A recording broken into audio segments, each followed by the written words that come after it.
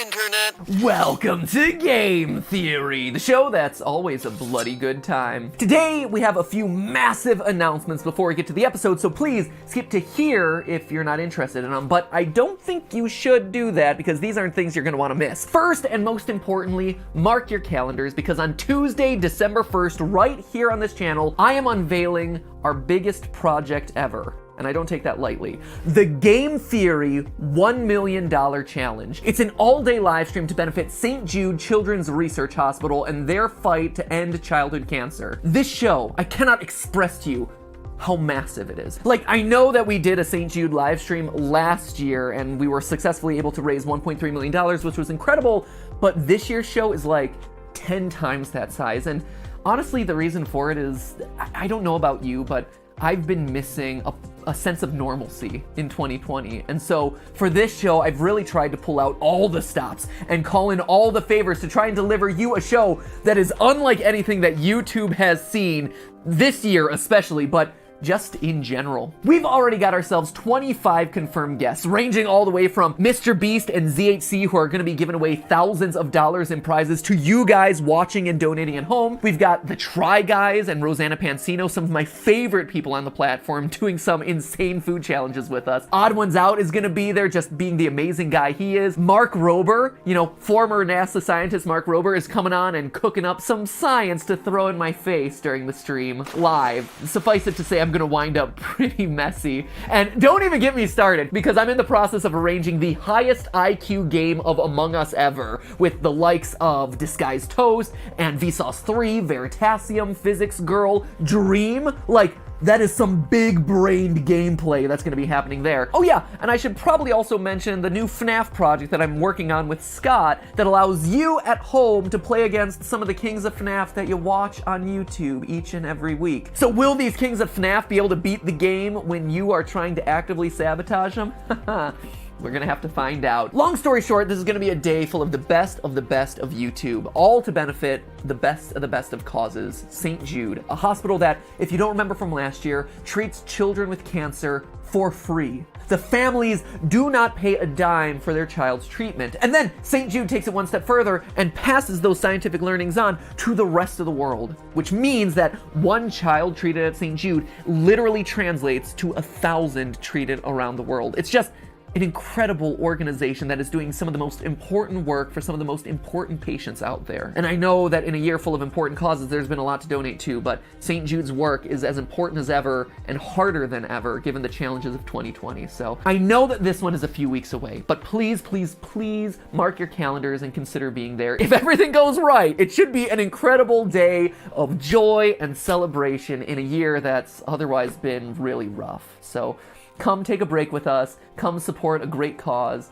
and just have fun, Secondly, speaking of partnering with Scott Cawthon, new Theoryware is available right now. Links are right below this video, right in time to keep you all snuggled and warm for the holiday season. That includes some amazing winter goodies like this super soft plushy blanket, which you can cuddle up with while you're doing your new 500-piece game theory puzzle. Yeah, that's right. We made an official game theory puzzle that's filled with all sorts of references to both this channel and GT Live. There's also a fantastic structured zip-up hoodie with embroidered patches, a varsity jacket for anyone who likes more of a female cut item, and this, actually the thing I'm wearing right now, a red vegan leather jacket, which is probably my favorite item that I've ever built. I built this thing from the ground up for you guys, literally stitch by stitch. I took my favorite red jacket of all time, the red jacket that you've probably seen in countless other videos, and I rebuilt it to be this new thing that's cruelty-free and with a lot of additional details that I've always wanted, like this pocket right here. It's called a media pocket for things like your Nintendo Switch or if you have a tablet or anything like that. But not everything is gonna be so cheery and bright this year, friends, because there's a dark twist to this merch launch. Theoryware X FNAF. The animatronics have taken over. Death coins are on the loose, and we've officially partnered with Five Nights at Freddy's itself to create this monstrosity. The first official joint game theory and FNAF project ever. It's not every day that you get an ugly Christmas sweater with pizza detailing. Grab it now before it grabs you. I'm also really proud of this hoodie I helped to create based off of everyone's favorite low-paying security guard position at your local pizzeria. So may your days be merry and bright, and may your nights be scary and full of fright. Anyway, like I said, links for all of that stuff is down below this video. So, as you might be able to tell, between planning the live stream and working on the merch, there has been a lot going on. And in the middle of it all, more FNAF. FNAF Security Breach got its first trailer out during a PlayStation 5 announcement event, and man, does this new game look incredible. Gregory, your friends are worried about you. Long gone are the days of just looking at static-filled still image camera feeds, my friends. And before we move on, can I just say how cool it is to see an indie franchise started by one man working at Dollar General rise to the point that it's now getting a spotlight alongside time-honored franchises like Final Fantasy and God of War. And not only getting spotlit alongside them, getting more views than nearly everything else in that showcase. That's awesome. Well done, Scott. Really, really well deserved. Now, based on the trailer, it looks like we'll be trapped inside of a Freddy Fazbear's Pizzaplex, playing a life-or-death game of hide-and-seek against a killer. And it's that killer, Vanny, that I really want to dive into today. She's teased twice in the trailer, once via a bunny-shaped shadow in the opening sequence, and again as the final jump scare. Now, we've suspected for a while that she's coming, via teaser images on Scott's website, merch leaks, Easter eggs hidden throughout FNAF VR, all things that I've covered before in past theories. But the thing I wanted to look closer at today is her backstory and her relationship to Glitchtrap. Because even though this game hasn't come out yet, and we honestly don't know when it's coming out, we do already know a ton about this new character. In fact, true to Scott's style of storytelling, we probably won't get that much of a backstory for Vanny in this new game. I don't know if you've noticed this about Scott's games, but important story bits tend to happen around the games rather than in the games. Let me explain with an example. In Sister Location, we end with Baby being a part of Ennard, and if you get the super secret ending, you see that she gets puked up into a sewer. Fast forward to FNAF 6, and they're suddenly two separate entities again, Scrap Baby and Molten Freddy. To 99.9% of the players, you would have no idea how or why that would have happened. And I can't blame them, because the only way you would know that Baby got voted out of the Ennard tribe was via the source code on Scott's website, as well as a separate standalone site, FNAFworld.com. Just goes to show that when you're talking about FNAF, the game never really stops. And the thing is, I think Vanny is already getting treated this same way. The information about her, what is now getting her to kill, the big twist reveal about Vanny's true nature has already been laid out for us, if you're paying attention to all parts of the FNAF universe. So if, unlike me, you don't have time to keep track of the 12 games, 9 books, dozens of ports, hundreds of toys, and a moon-faced animatronic and a pizza tree, well, that's why I'm here. Because all the pieces are out there in place for us, and now we're gonna be putting them back together to understand the true backstory of Vanny, the Killer Bunny, Purple Guy 2.0, before Security Breach comes out. Recently, the game FNAF Help Wanted got itself a mobile port. Big whoop, right? We've already seen this game 2 other times before, once in VR and again in a flat console port. Don't get me wrong, love this game, probably my favorite game of the franchise, but still, Scott, you ain't getting me to buy this for a 3rd time. He totally got me to buy it a 3rd time. So because this is a mobile port, a lot of the game has been stripped away. Gone is the intro sequence, gone are some of the game modes, but most notably gone are the hidden cassette tapes that tell the story of Help Wanted's failed development. Now, if you remember back to a year ago, collecting all 16 of those hidden tapes in the original game inadvertently assembled our latest villain, Glitchtrap, piece by piece, and once fully together, he was able to capture us in the game and presumably escape back out into the real world. That's all gone now in the mobile version. In its place, though, maybe something better. Immediately upon opening up the game, it becomes clear that this mobile port is more broken than FNAF World 1.0. Got textures glitching out in both the main hub and in the various minigames. Now, obviously, these are intentional effects, and by zooming in and tapping on them repeatedly, honestly, I can't say exactly what I did to do it. I just was there a long time pounding away at my screen. The screen eventually fades to black, and suddenly you're presented with everyone's favorite favorite part of the series, an 8-bit minigame with rudimentary gameplay steeped in symbolic lore.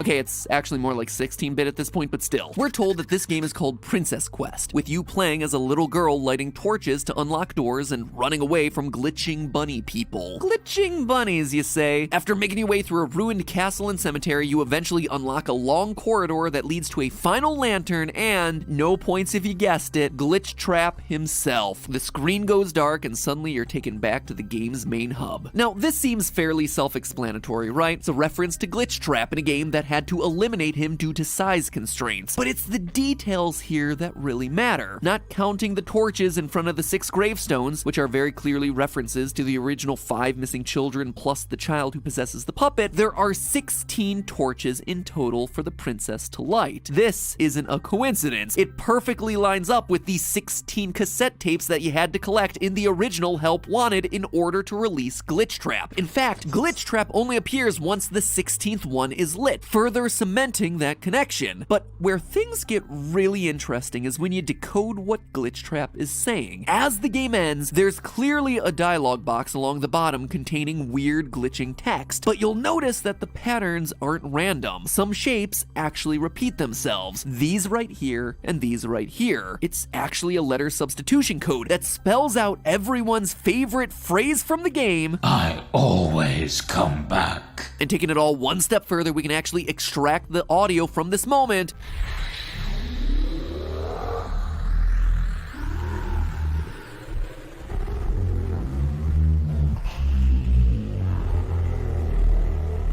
and do some audio trickery. By doubling the speed and then reversing it, we get this.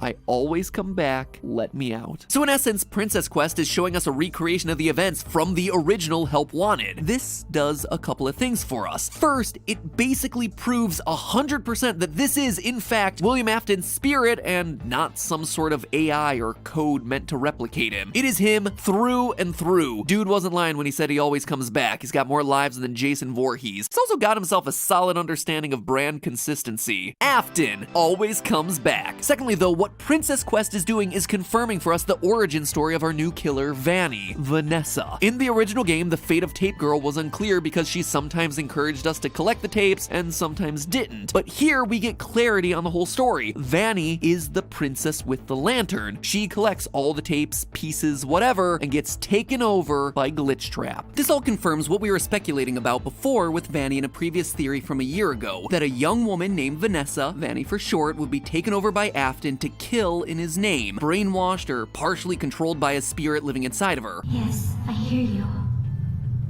I know. No. There's no miscommunication. There's also a similar conversation currently hidden in the source code of Scott's website, except here you see both sides of the conversation. Stay the course. I will. Focus on my voice. I will. Don't let anyone lead you astray. I won't. Have you selected one? I have. The one that seems to be selected is Gregory from the new game's trailer. Gregory, be still. I think she's found us. So, is that it? Just a recap of a lot of information we already knew? Are we just left to speculate about the rest until Security Breach finally comes out? Well, no. You see, in the last year, there's been one final source of information about Vanny, and it's a big one. A game that I've largely ignored up until now, FNAF's augmented reality game, Special Delivery. If you haven't heard about this one, basically the concept is that animatronics get shipped to your home so you'll have yourself some new friends. Because let's be honest, fighting for your life against a malfunctioning robot is probably still better than trying to hold a normal conversation with a living, breathing human being. I think I've been dancing around this one just because the possible canonicity of characters like Shamrock Freddy, Liberty Chica, and Clown Springtrap makes me have a nervous breakdown. But questionable lore implications of flamethrower bear endo aside, this game has been seeding us more info over the entire last year about the history of Vanny and Glitch Trap, and it requires us to do one of the scariest tasks any FNAF game has ever required: reading emails.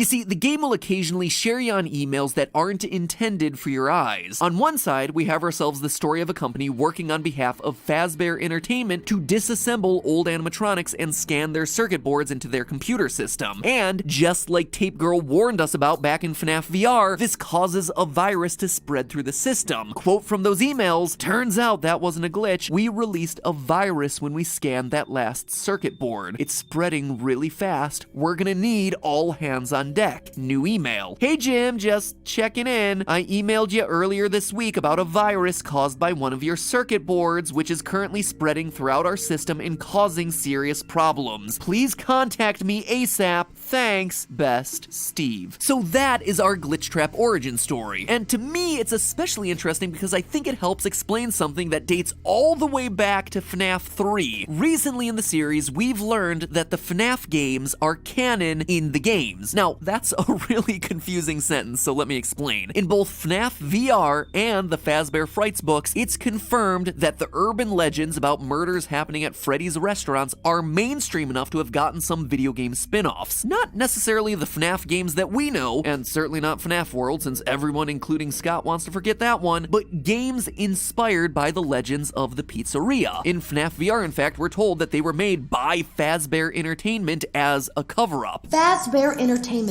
hired the game developer. Those indie games were designed to conceal and make light of what happened. This isn't just an attempt to rebrand. It's an elaborate cover-up. And looking back on it, I believe that we've seen those games. I think we've played those games. They're the 8-bit minigames from FNAF 3, Mangle's Quest, BB's Air Adventure, Chica's Party, and Stage 01. Heck, they might even include the Take Cake, Give Gifts, etc. minigames from FNAF 2. Those are the games being referenced in the games. I mean, they even have those sorts of cheesy titles that would come with cheap Atari-style games of that era. And how do we know all of this, and why am I talking about it now? Because of Glitch Trap. It's easy to forget, but the last minigame that you have to play in FNAF 3 features a glitched out bunny hopping, I didn't even mean to put the pun there, hopping between the various minigames. This is the first appearance of Glitch Trap. It's Afton's spirit trapped inside the circuit boards of these retro games looking for an escape. An escape that doesn't actually get realized until he's scanned into a new modern computer system meant to produce FNAF VR. Now, admittedly, this is a bit confusing when it comes to the timeline. We know Freddy Fazbear's Pizza was founded in 1983, as we see from the VR coins in Help Wanted. In FNAF 1, Phone Guy tells us that the animatronics have been around for 20 years. That puts FNAF 1 in 2003, not 1993 like I previously thought. And based on the official description for FNAF 3, Fazbear's Fright and the discovery of Springtrap all happened 30 years after the closure of Freddy's, making that one roughly 2033. Now, we have no idea when and how Afton got a piece of his soul into the circuit boards, probably via his extreme agony at getting spring-locked. But if this company is literally opening animatronic suits sent from Fazbear Entertainment and scanning the boards as implied by the emails, are we assuming that they opened up the Springtrap suit, completely ignored the dead body inside, and scanned it? Just doesn't seem likely to me. Is Fazbear Entertainment rescuing the board after he was burned to death in FNAF 6? It's just odd. This is why I don't like to talk timeline with this series anymore. To me, the simplest solution here is that William Afton's soul is just in multiple places at once, split like a Harry Potter Horcrux, only instead of swords and scars, he's split between suits and circuit boards. And one of those iterations is Glitch Trap, stuck in the various games' codes until he's eventually released. But reminding all the way back to FNAF Special Delivery, there's a separate and related story happening in the secret inbox between Lewis and his fellow employee, Ness. Ness, as in Vanessa. It's Vanny again, my friends. Here we see a series of emails where Ness is acting weird, and Lewis, the IT guy, is honestly acting weirder because he's creeping on Ness. Here's a few highlights from these emails. "Hey Ness, it's no big deal, but I wanted to reach out off the radar and remind you about the company policy about personal internet usage. Certain words and phrases trigger red flag reports, so your last order got automatically sent to me. Basically, anything mentioning torture is gonna raise the the alarm. If you have any questions about the policy, let me know. We could even get coffee or something and go over all the words to avoid. And now I've raised my own red flag. Good thing I'm the one who gets the notification. Smiley, Lewis. Hey Ness, I wanted to see if you're doing okay. I appreciate your taking my advice about red flag search terms. If I thought I'd have to file an incident report on you, I think I'd just have to quit instead. I was a little worried maybe something is going on with you. One day you're researching flowers and the migration pattern of bees. Fascinating, right? And the next day you type in, how far can a human being be cut in half before losing consciousness? I figured maybe you're writing a screenplay or something. Always here if you need me, Lewis. Hey, Ness. So the word compliance by itself isn't gonna set off any red flags, but the sentence, how to induce compliance in human subjects and how to induce self-compliance did actually get my attention. I think the answer might involve chocolate chip cookies. Always works for me. I also thought it was strange that these were immediately followed by searches that couldn't possibly have any relevant answers for you. Did you search for help